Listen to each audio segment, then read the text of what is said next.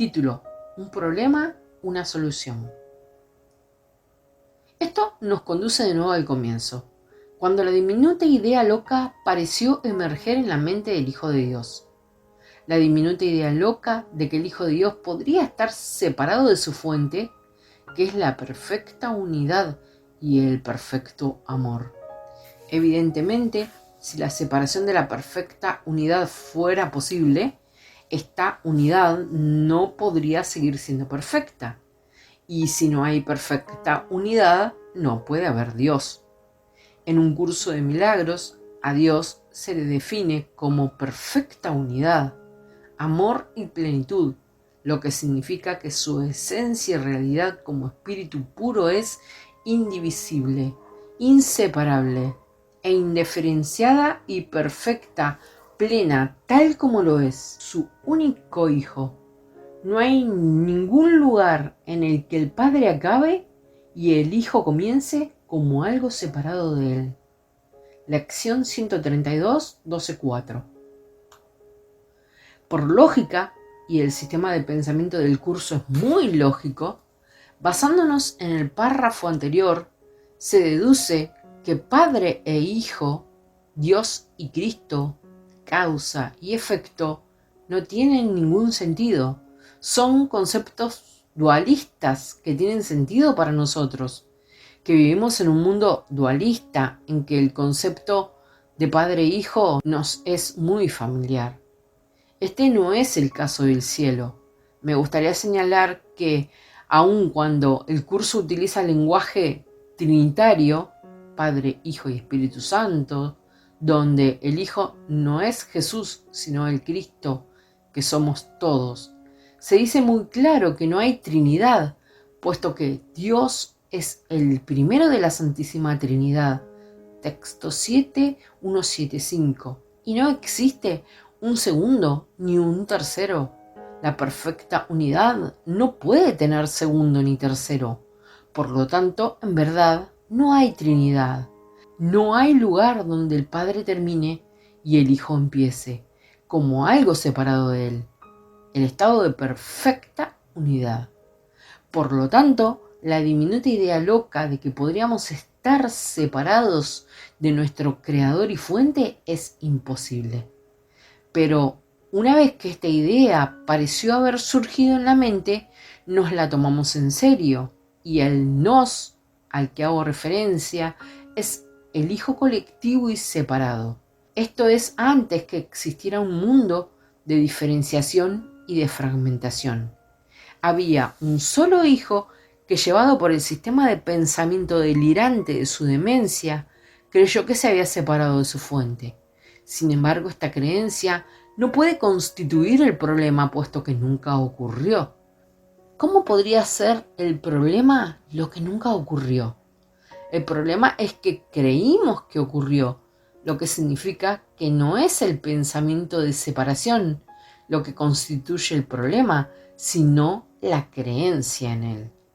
Como nos señala un pasaje al final del capítulo 27, texto 27, epígrafe 8.6.3, una vez que creímos que había ocurrido, hicimos de ello un grave incidente. Como nos señala un pasaje al final del capítulo 27, texto 27, epígrafe 8.6.3, una vez que creímos que había ocurrido, hicimos de ello un grave incidente. Le dimos un nombre, el más grave que alguien pueda dar a algo en este mundo: pecado. Sucedió algo muy terrible y horroroso.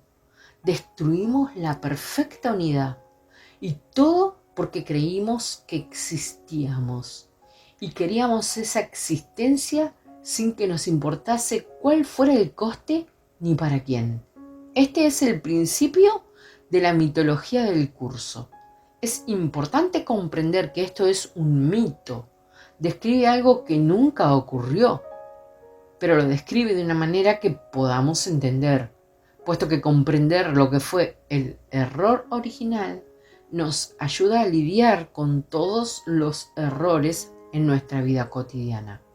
Si este curso no se puede vivir, si no se puede practicar y aplicar sus principios, no tiene ningún sentido. El mito solo es necesario para ofrecer un marco de referencia dentro del cual podemos darle cierto significado a una vida intrínsecamente demente y que literalmente no tiene sentido. ¿Cómo podría tener sentido la vida fuera del cielo? Aquí todo intrínsecamente carece de sentido, puesto que está separado del verdadero significado. Eso es lo que quieren decir las primeras lecciones del libro de ejercicios, empezando por la primera, que enseña que nada en este mundo significa nada. Nada en este mundo significa nada porque es un mundo sin significado. Ahora bien, tiene el significado que el Espíritu Santo le otorga, como comentaremos más adelante. Y dicho significado es que el mundo es una escuela, pero en sí el mundo carece intrínsecamente de significado porque se ha erigido o creado un falso sobre un pensamiento que en sí carece de significado, puesto que está separado del significado verdadero. El problema es que no lo hemos tomado en serio. Decimos que la separación ha ocurrido, y no solo ha ocurrido, sino que ha tenido efectos verdaderos.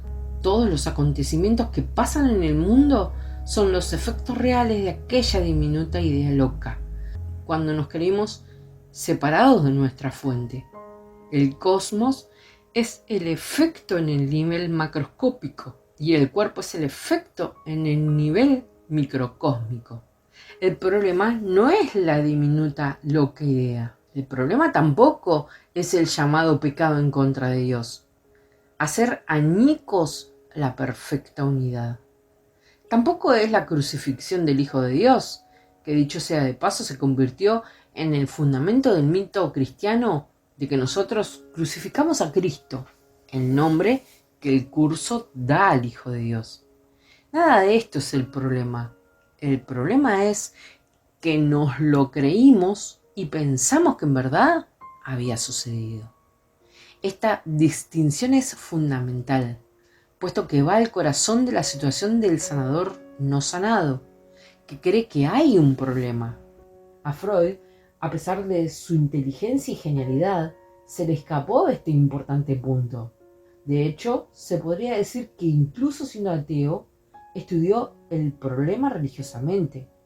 El problema de la culpabilidad nunca ocurrió, pero él pensaba que era real.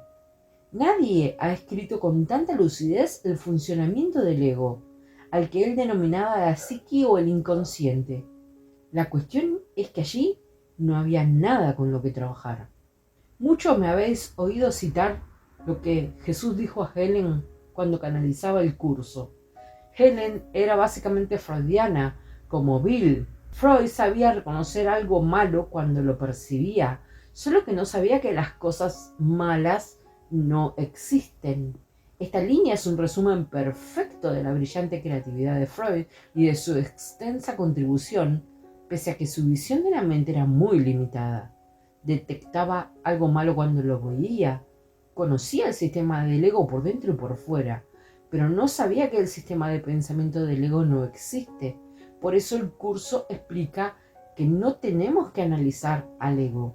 Hay una línea importante que dice: el ego analiza, el Espíritu Santo acepta. Texto 11, epígrafe 5, 13.1. El ego analiza, estudia y trata de encontrarle sentido a su propia existencia. Todo lo que el Espíritu Santo hace es aceptar que una ilusión es una ilusión y que solo es un ligero velo que esconde la verdad de nuestra realidad. Hay un pasaje que se entiende como una crítica a la práctica del psicoanálisis, donde Jesús nos dice que no tenemos que seguir todas las tortuosas rutas que el sistema de pensamiento del ego toma. Texto 15, epígrafe 10, 5.1. Esto es justamente lo que hizo Freud. El argumento de la sección El sanador no sanado es el siguiente. Lo que nos hace sanadores no sanados es que no reconocemos que lo que tiene que ser sanado, cambiado, comprendido, no es el ego. Lo que debe sanarse es la creencia de la mente en el ego. Esta distinción no es sutil y necesita ser reforzada continuamente en nuestra conciencia. El curso entero depende de que comprendamos esta distinción. Este es el significado de esa línea que muchos estudiantes conocen muy bien. No trates, por lo tanto, de cambiar el mundo, sino elige más bien cambiar de mentalidad acerca de él. Texto 21 de Introducción 1.7. El problema no es el mundo. ¿Cómo puede ser un problema lo que no existe? Puesto que proviene de un pensamiento que tampoco existe. El problema es que creemos que existe, y esa creencia está en la mente tomadora de decisiones. El curso nunca utiliza el término tomador de decisiones, excepto en una referencia que dice que el cuerpo no es el que toma las decisiones. Véase el manual del maestro 5.2.1.7, pero es un término que puede ayudar a señalar hacia esa parte de la mente que siempre está eligiendo entre la interpretación del ego, de la diminuta idea loca, y la interpretación del Espíritu Santo o Jesús. Y ese es el papel del tomador de decisiones. Como su único hijo, tomamos colectivamente la decisión errónea. Nos creímos la mentira del ego, la mentira que dice que la separación de Dios ocurrió. Y una vez que nos la creímos, salimos corriendo porque teníamos que defendernos de ella. Por último, fabricamos un mundo y luego un cuerpo como defensa máxima contra las consecuencias del pecado. Y de ellas, la principal es que merecemos ser castigados. El tercer capítulo del Génesis es una maravillosa descripción del nacimiento del ego. Cuando lo leemos resulta obvio que un curso de milagros y la Biblia no son compatibles de ninguna manera. A partir de ahí, todo lo que está en la Biblia, hasta el libro del Apocalipsis, al final del Nuevo Testamento, se basa en este capítulo, que nos ofrece el relato de Adán y Eva comiendo el fruto prohibido. Por cierto, nunca se dice que fue una manzana. Entonces se dan cuenta de que Dios anda por el jardín y sienten terror de que Él los castigue. Debido a su sentido de culpa por haberle desobedecido, huyen y se ocultan entre los arbustos. Inmediatamente asocian su pecado con la sexualidad y cubren sus partes íntimas.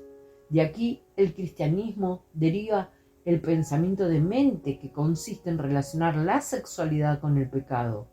Acto seguido, Dios los encuentra. El resto del capítulo, que tanta gente considera teológicamente correcto, trata del castigo de Dios. De ahora en adelante, sus hijos pecadores sufrirán y morirán. Sus descendientes nacerán del dolor y así sucesivamente. La muerte no existía antes de que Dios los pillara a los dos pecadores. Para empeorar aún más las cosas, Dios los destierra para siempre del jardín.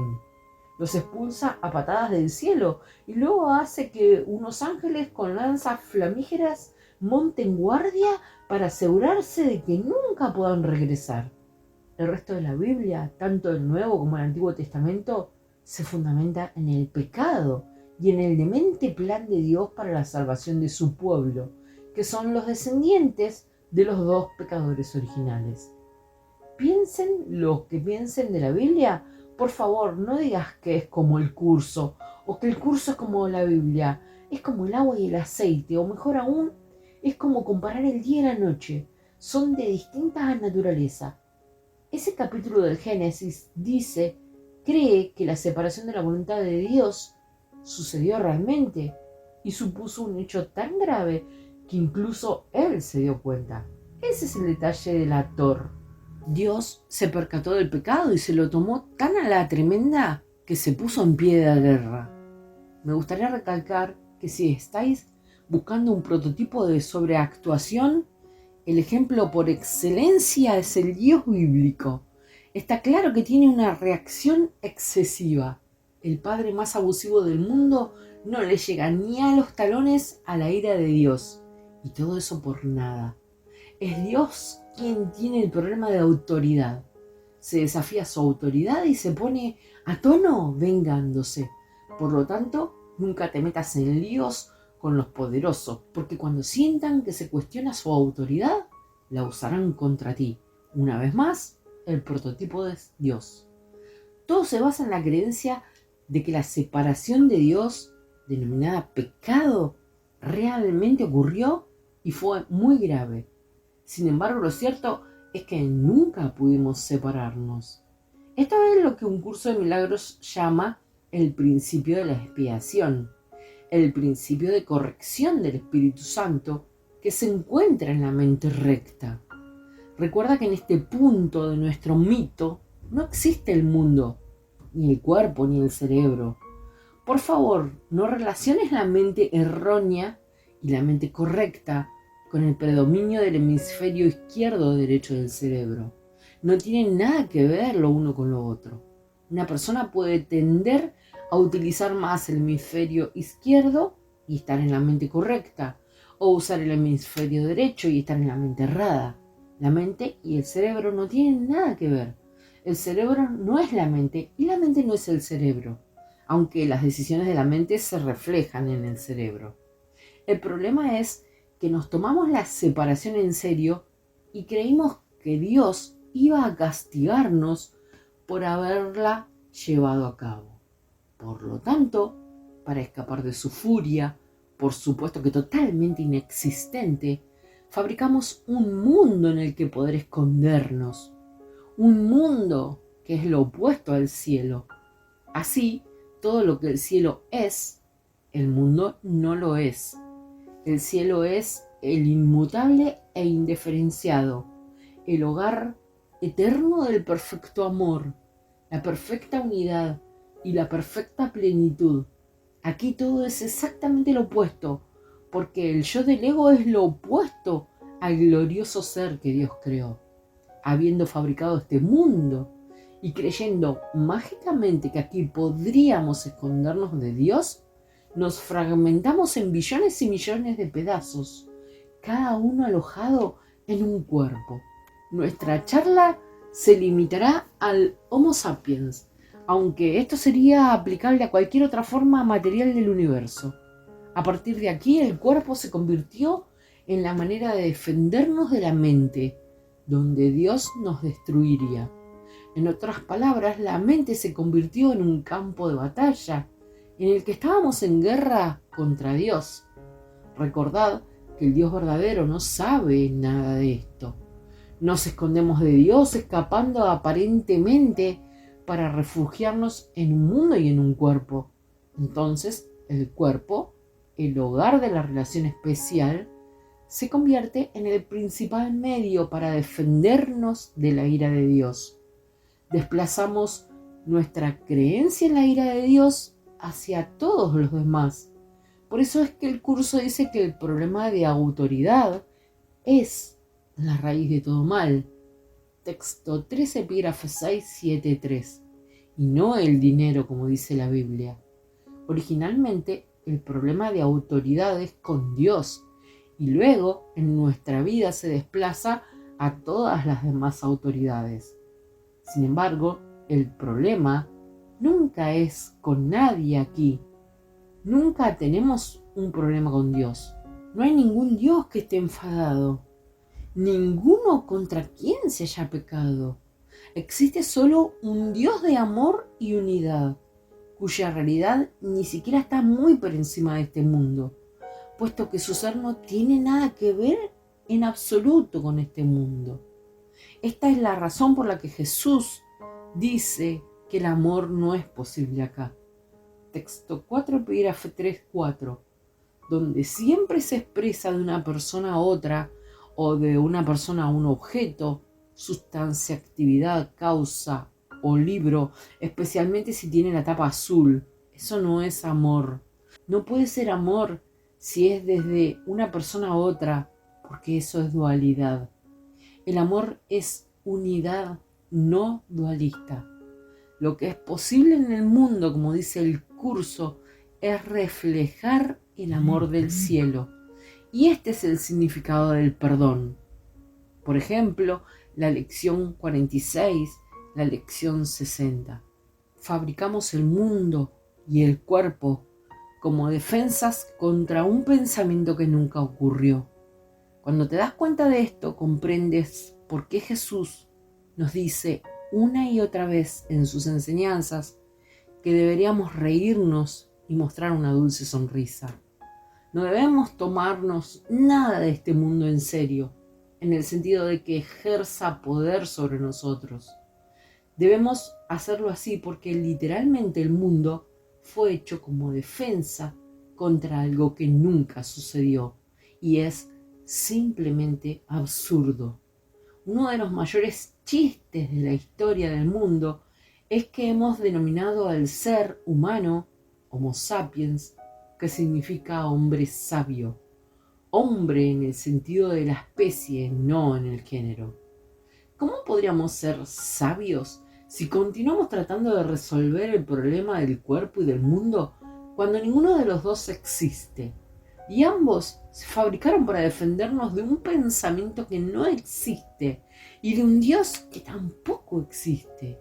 Difícilmente se podría decir que esto sea sabio, pero dada la arrogancia del ego, nos llamamos Homo sapiens. Los que conozcan la brillante sátira de los viajes de Gulliver de Jonathan Swift recordarán que él hizo sabia a la especie del caballo, a la que nombró los Homo sapiens se convierten en yahoos, el origen de yahoo.com, criaturas que no saben nada. Pero nosotros creemos que sabemos. En realidad queremos entender qué es el mundo, queremos comprender el significado de nuestras vidas. Pensamos que sabemos cómo obtener placer y evitar el dolor, cómo alcanzar la felicidad y el éxito aquí. Y hay tantos cerebros sabios que nos dicen cómo hacerlo. Sin embargo, ninguno de ellos sabe nada en absoluto, porque creen en la realidad de lo que no existe. La única manera de encontrar auténtica paz y de tener verdadera felicidad y placer es retornar a nuestras mentes y elegir de nuevo al maestro de la cordura en lugar de al maestro de la demencia, al maestro de la risa apacible y no al maestro que se toma las ilusiones tan en serio. Para aplicar este pensamiento en la vida cotidiana necesitamos observar cuán en serio nos tomamos todo lo que sucede aquí, con qué seriedad vemos las noticias, lo que ocurre en nuestra vida personal, en el trabajo, en la familia, en el cuerpo y nuestra búsqueda de objetivos. Pues realmente creemos que obtenerlos nos brindará algo que queremos y necesitamos. El único valor que tiene este mundo y el único valor que nos ofrecen nuestros cuerpos y experiencias es que son la escuela donde aprendemos que somos mentes y no cuerpos, que habitamos un mundo de pensamientos que proviene de la mente, no el aparente mundo de la realidad externa. Este es el único valor. Decimos que este curso no es para los jóvenes, puesto que por lo general pasamos la primera parte de la vida aprendiendo a gestionar el mundo y nuestros cuerpos, a obtener placer y evitar el dolor, a establecer relaciones con otros cuerpos y en ocasiones a formar familias, conseguir una educación, obtener trabajo y así sucesivamente. Todo esto es muy importante para poder sobrevivir en el mundo. Sin embargo, una persona no puede hacer todo esto y al mismo tiempo creer que el mundo es una ilusión.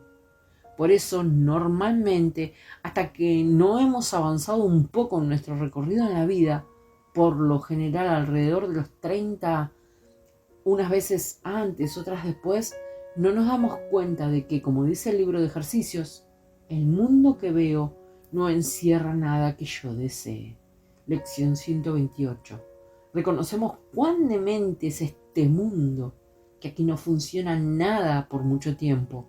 Relaciones, cuerpos, automóviles, ordenadores, gobiernos, la bolsa, el clima, nada funciona. El mundo no puede funcionar, pues deriva de un pensamiento de mente que tampoco funciona.